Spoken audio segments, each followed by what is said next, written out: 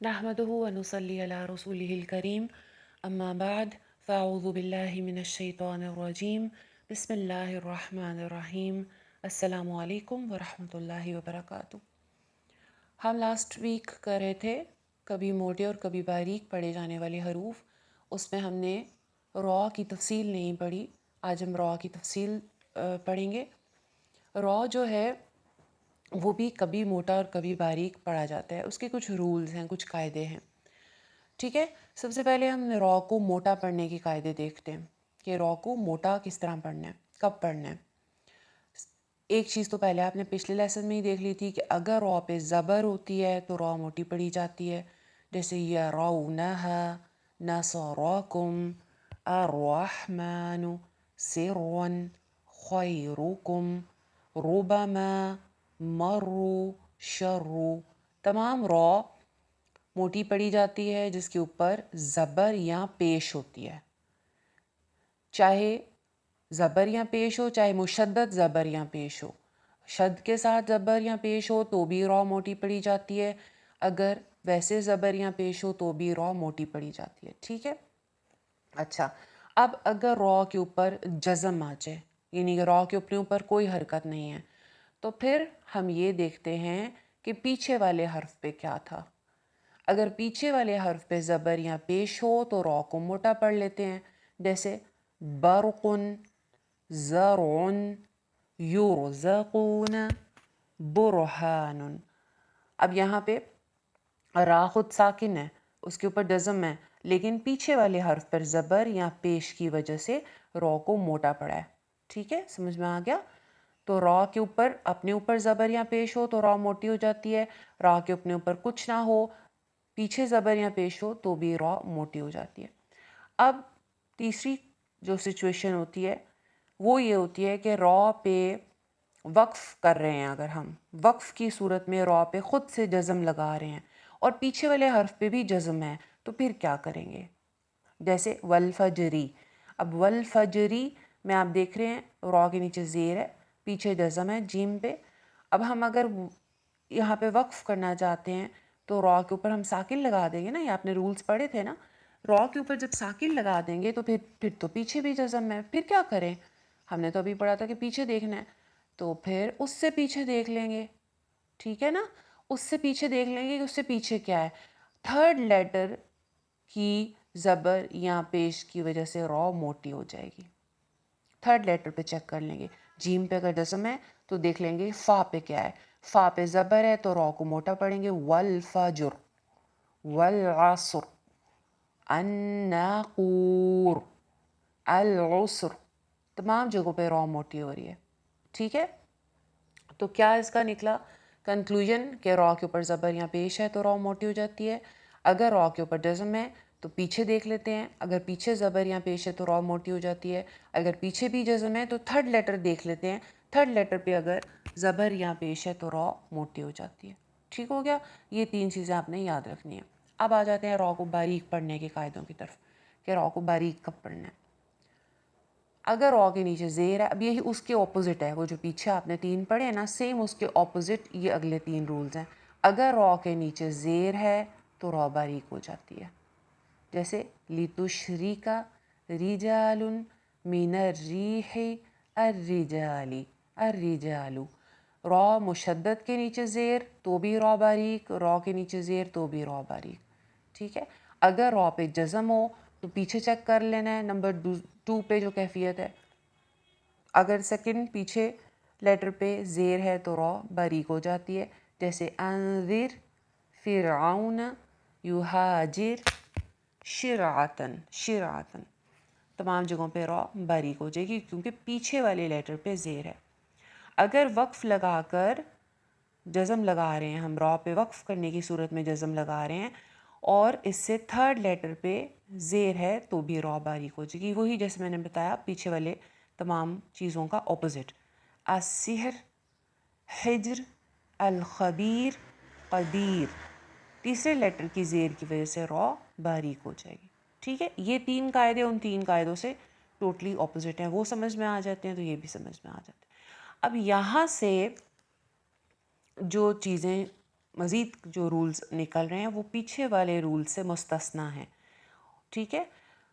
وہ کون سا رول ہے؟ پہلا، باریک پڑھنے کا پہلا قاعدہ کہ اگر وقف کی صورت میں ہم را پہ جزم لگا رہے ہیں اور اس سے پیچھے یا ہے تو تھرڈ لیٹر کی زبر کے باوجود را باریک ہی رہے گی. ٹھیک ہے. جیسے ہے خیرن، خیرن را پیش والی ہے، موٹی پڑی جائے گی، لیکن اگر ہم نے خیرن پہ سٹاپ کرنا ہے، وقف کرنا ہے، تو را پہ جزم لگ جائے گی. اب جزم لگ جائے گی تو ہم یہ دیکھیں گے کہ تیسرے حرف پہ کیا ہے. تیسرے حرف پہ زبر ہے. اصولاً تو را موٹی ہونی چاہیے تھی، لیکن یا کی وجہ سے را باریک ہو جائے گی. تو را سے پیچھے اگر یا ساکن آ جائے تو پھر زبر کی وجہ سے بھی را موٹی نہیں ہوتی، را باریک رہے گی.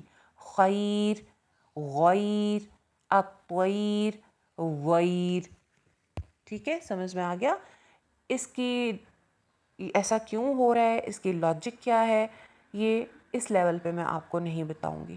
ٹھیک ہے. انشاءاللہ اس سے نیکسٹ لیول پہ جو آپ نے سے جو پڑھنا چاہتے ہیں نیکسٹ لیول، ان جب وہ پڑھیں گے تو ان کو انشاءاللہ پتہ چل جائے گا کہ یہ یا جو ہے یہ کیوں اس کی وجہ سے را باریک ہے. لیکن فی الحال آپ نے یہ یاد رکھنا ہے کہ اگر پیچھے یا ساکن آ گئی ہے تو تیسرے حرف کی زبر کے باوجود را باریک رہے گی. ٹھیک ہے. اچھا، یہ ایک رول مستثنا ہو گیا. اب را کو موٹا پڑھنے کے بھی کچھ رول ہیں جو کہ پیچھے والے قاعدوں سے مستثنا ہیں. ٹھیک ہے. وہ کون کون سے تین رولز ہیں جہاں را موٹی پڑھی جاتی ہے اور وہ پیچھے والے رول سے مستثنا ہے.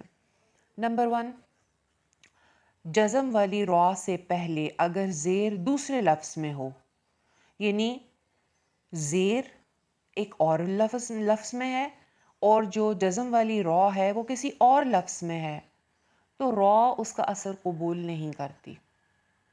جیسے یہ ہے انر تب تم. اب یہ ان جو ہے یہ ایک اور حرف ورڈ ہے. ٹھیک ہے نا. ان یہ کچھ اور ہے، تم ایک الگ ورڈ ہے. تو یہ ایک طرح سے یہ سمجھ لیں کہ جو را ساکن ہے، وہ جو زیر نظر آ رہی ہے آپ کو پیچھے، وہ ہمسائے میں ہے. ایسا ہی ہے نا، وہ اس ورڈ کا حصہ نہیں ہے جس میں را ساکن ہے. اگر زیر اس ورڈ کا حصہ نہیں ہے جس میں را ساکن ہے تو را اس کا اثر قبول کرنے سے انکار کر دیتی ہے. ہمسایوں کا اثر کون قبول کرتا ہے؟ کوئی کرتا ہے؟ آپ میں سے کوئی ہمسایہ کوئی کسی کو کہے کہ بھئی تم موٹی کیوں، پتلی ہو جاؤ، تو آپ کو کیسا لگے گا؟ آپ کہیں گی تم اپنے کام سے کام رکھو، میں موٹی ٹھیک ہوں. ایسے ہی کہیں گے نا. تو وہی بات آ جاتی ہے کہ را اس کا اثر قبول نہیں کرتی، زیر کا پتلے ہونے کو بالکل تیار نہیں ہے، را موٹی ہی پڑی جائے گی. تم رب ارحمہما، ربی ایک الگ ورڈ تھا، ارحمہما ایک الگ ورڈ تھا. را نے اس کا اثر قبول نہیں کیا زیر کا. رب ارحمہما، را موٹی رہی. لمن ارتضی، رب ارجعونی، امرتابو، الذی ارتضی. ٹھیک ہے. عذاب نرقذ، من ارتضی، ارکم معنا.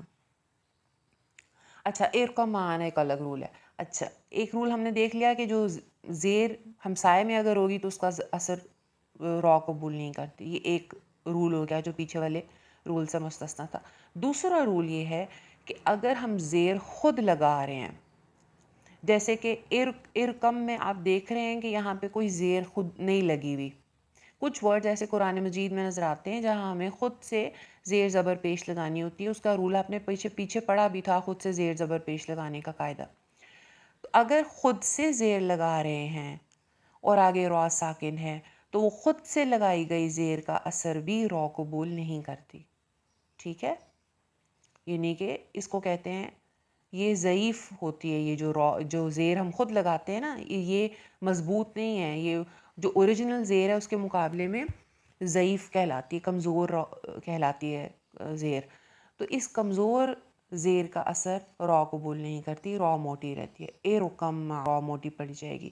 ارجع، ارجعو، ارجعی. یہ جو ورڈز ہیں ان کے اوپر زیریں نہیں لگی ہوتی کبھی بھی. آپ نے خود سے زیر لگا کے پڑھنا ہوتا ہے. خود سے لگائی گئی زیر کا اثر را قبول نہیں کرتی، موٹی ہی رہتی ہے. ٹھیک ہے، یہ 2 رول ہو گئے. اور تیسرا رول جو کہ پیچھے والے رول سے مستثنا ہے وہ یہ ہے کہ اگر را پہ جزم ہے، پیچھے زیر ہے، اصولاً تو را ہم نے پیچھے پڑھا کہ را پہ جزم ہے اور پیچھے والے لیٹر پہ زیر ہے تو را باریک ہو جائے گی. لیکن اگر را ساکن کے بعد کوئی موٹا حرف آ رہا ہے، ٹھیک ہے، حروف مستعلیہ جو آپ نے پڑھے تھے 7 ہیں، قا، صاد، ضاد، ظا، قاف، غین، خا، ان میں سے کوئی حرف آ جائے گا تو پھر را موٹی ہو جائے گی، وہ اگلے والے موٹے حرف کا اثر قبول کرے گی، پیچھے والی زیر کا اثر قبول نہیں کرے گی. جیسے یہ 5 ہی الفاظ ہیں قرآن مجید میں. قرطاس، قرطاس میں آگے را موٹی پڑی جا رہی کیونکہ آگے تو ہے.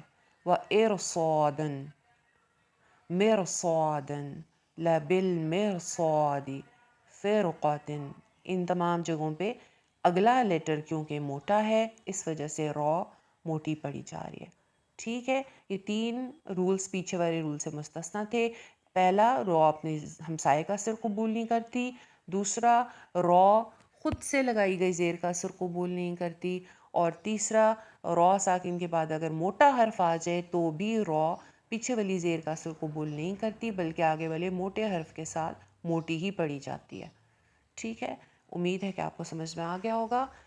السلام علیکم ورحمۃ اللہ وبرکاتہ.